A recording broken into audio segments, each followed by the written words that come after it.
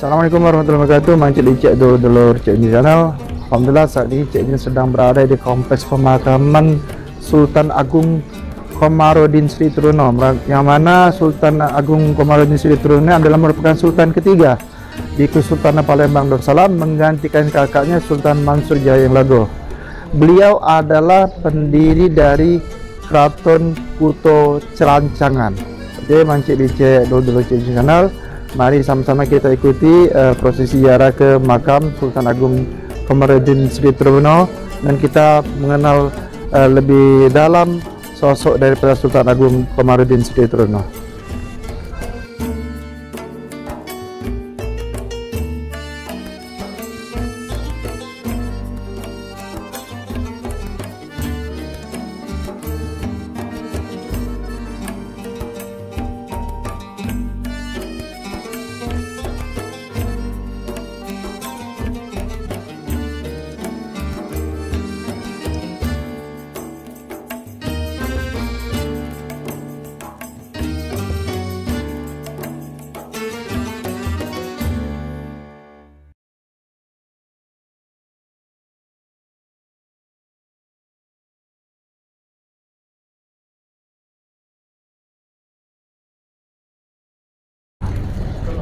Bismillahirrahmanirrahim.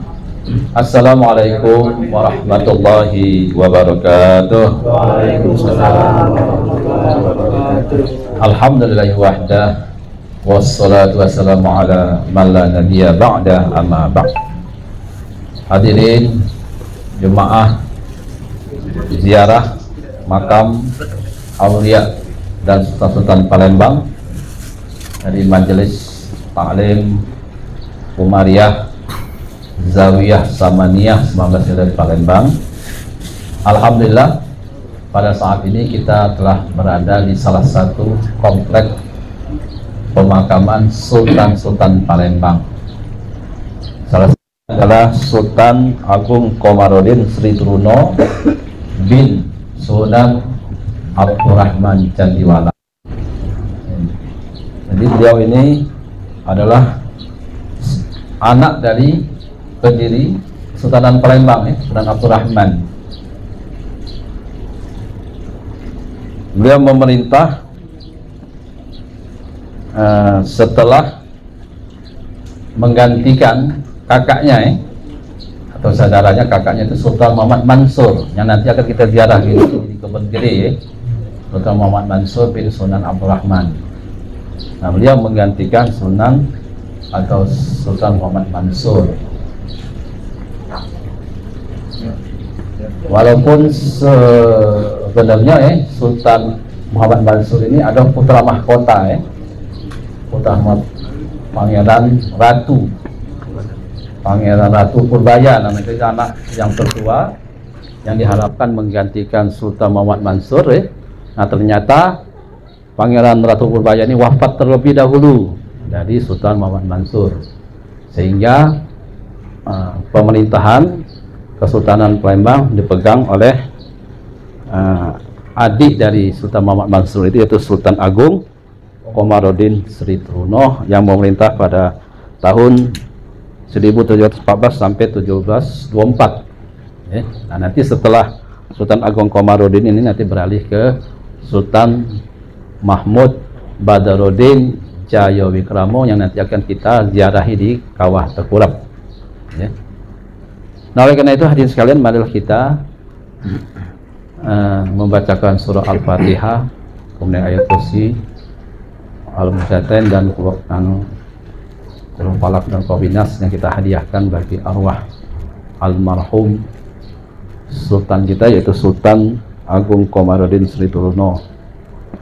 Al-Fatihah ala hadhihi niyah wa kulli niyatin salihah wa ila hadratin Nabi Muhammadin sallallahu alaihi wasallam wa ala alihi wa ashabihi wa azwajihi wa dzurriyyati wa libaiti wa khususan ila ruh Sultan Agung Komarudin Sri Truno bin Sunan Abdurrahman Candiwalang, kulluhum syai'un lillahi lahumul Fatihah.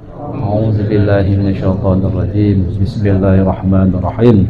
Alhamdulillahi rabbil alamin, arrahmanir rahim, maliki yaumiddin.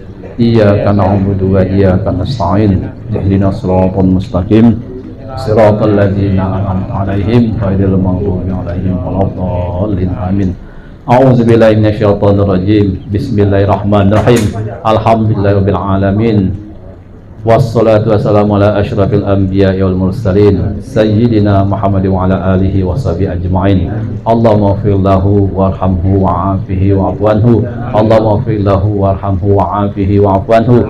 Allahumma ighfir lahu warhamhu wa'afihi wa'fu anhu. Allahumma ighfir lahum warhamhum wa'afihim wa'fu anhum bi rahmatika ya arhamar rahimin.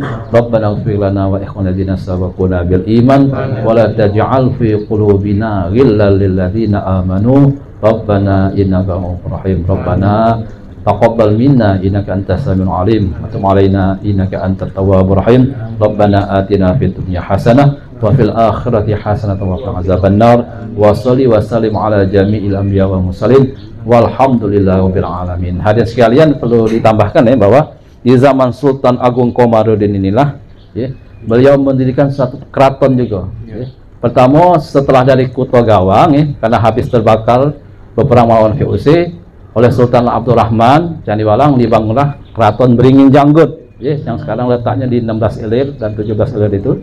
Nah, di zaman Sultan Agung Komarudin ini beliau mendirikan keraton lagi juga di kawasan Beringin Janggut juga. Itulah dikenal dengan Keraton Cerancangan, Kuto Cerancangan.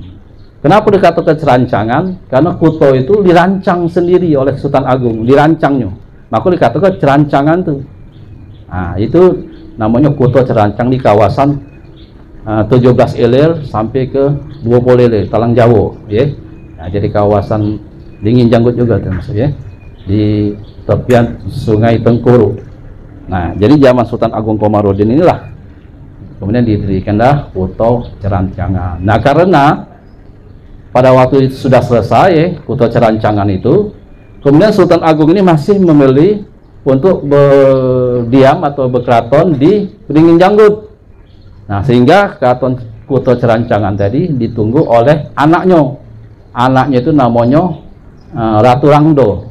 Ya, Ratu Rangda. Ratu Rangdo ini sudah janda ya, mempunyai anak 3 yang kemudian menikah dengan Sultan Mahmud Badruddin Jaya Wikramo. Itu jadi tinggal di situ di Kuto Cerancangan itu Ratu Rangdodi dan keluarganya.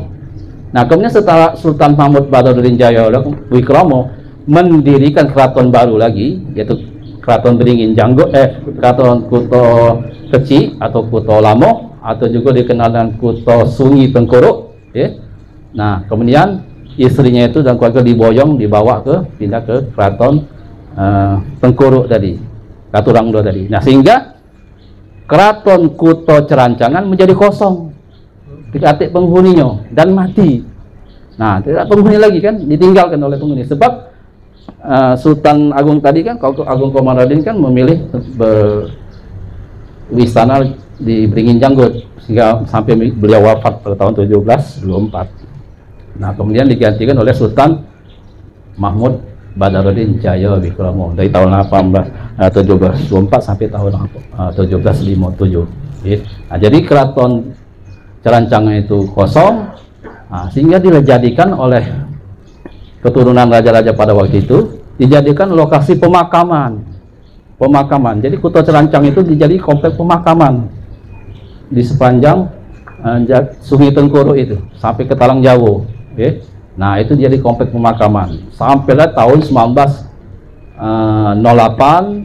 sampai 1916 itu tidak boleh lagi, dilarang ya bermakam di Kuto Cerancangan itu, karena pemerintah Kota Praja Pasaman itu setelah membuat lokasi pemakaman umum di kandang-kandang kawat namanya ya dulu ya. Nah, itulah yang kita kenal dengan Kamboja, kandang kawat, Puncak Sekuning, ya itu. Nah, itu karena sudah dibuat itu pada tahun 1908 sampai tahun 1916. Nah, sehingga di lokasi kawasan Kuto Cerancangan itu tidak diperbolehkan lagi untuk dijadikan pemakaman. Nah, sampai sekarang ini masih ada sisa-sisanya itu, karena sudah menjadikan modernisasi kota, sehingga kawasan Kuto Cerancangan sepanjang Talang Jawa itu itu sudah menjadi pertokoan, perkantoran, ya, toko-toko ruko, sehingga makam-makam yang bersejarah itu tergusur. Nah sekarang ini masih sisa-sisanya baik, tinggal sisa-sisanya baik. Kalau kita masih ada terjenguk makam-makam tua di kawasan Kota Celancangan itu, salah satunya di komplek kebun